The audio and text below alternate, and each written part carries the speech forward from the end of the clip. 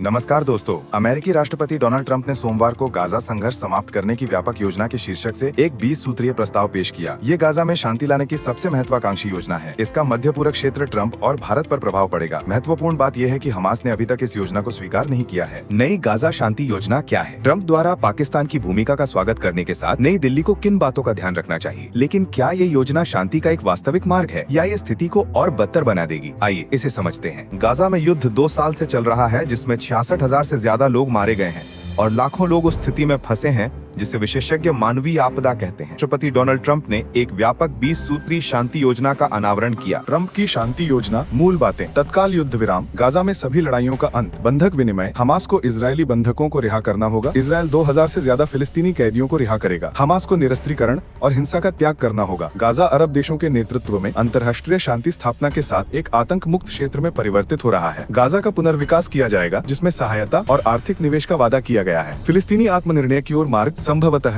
राज्य का दर्जा। हालांकि नेतन्याहू और इजरायली सरकार के कुछ हिस्से फिलिस्तीनी राज्य का विरोध करते हैं। गाजा पीस प्लान क्या ये एक आपदा है? आलोचकों का कहना है कि इस योजना में फिलिस्तीनियों के लिए कोई गारंटी नहीं है और ये इजराइल और अमेरिका को अनुचित लाभ प्रदान करती है। हमास वार्ता में शामिल नहीं था और उसे निरस्त्रीकरण या विनाश की अंतिम चेतावनी का सामना करना पड़ रहा है। ट्रंप ने उन्हें जवाब देने के लिए केवल 4 दिन का समय दिया था। वास्तव में गाजा पर शासन कौन करेगा? कौन से देश जमीनी स्तर पर सैनिकों को जोखिम में डालेंगे? कुछ लोगों को डर है कि अगर हमास ने इनकार कर दिया तो उन्हें सजा मिल सकती है, क्योंकि ट्रंप ने सैन्य रूप से काम पूरा करने के लिए इजराइल को अमेरिकी समर्थन देने का वादा किया है। गाजा पीस प्लान एक रक्षक है या नहीं? ये योजना रक्तपात रोकती है, मानवीय गलियारे खोलती है और अरबों डॉलर की पुनर्विकास सहायता का वादा करती है, जो एक संभावित आर्थिक जीवन रेखा है। अंतर्राष्ट्रीय समिति यानी शांति बोर्ड कार्यभार संभालेगी, जिसमें स्थिरता के लिए अरब और संयुक्त राष्ट्र का समर्थन होगा। कोई जबरन पुनर्वास नहीं। गाजा वासियों को वहीं रहने और पुनर्निर्माण में मदद करने के लिए प्रोत्साहित किया जाता है। यहाँ तक कि कुछ मध्य पूर्व और यूरोपीय नेता भी सतर्कता पूर्वक आशावादी हैं। 8 अरब और मुस्लिम देशों कतर, जॉर्डन, संयुक्त अरब अमीरात, इंडोनेशिया, पाकिस्तान, टर्की, सऊदी अरब और मिस्र ने मंगलवार को एक संयुक्त बयान जारी कर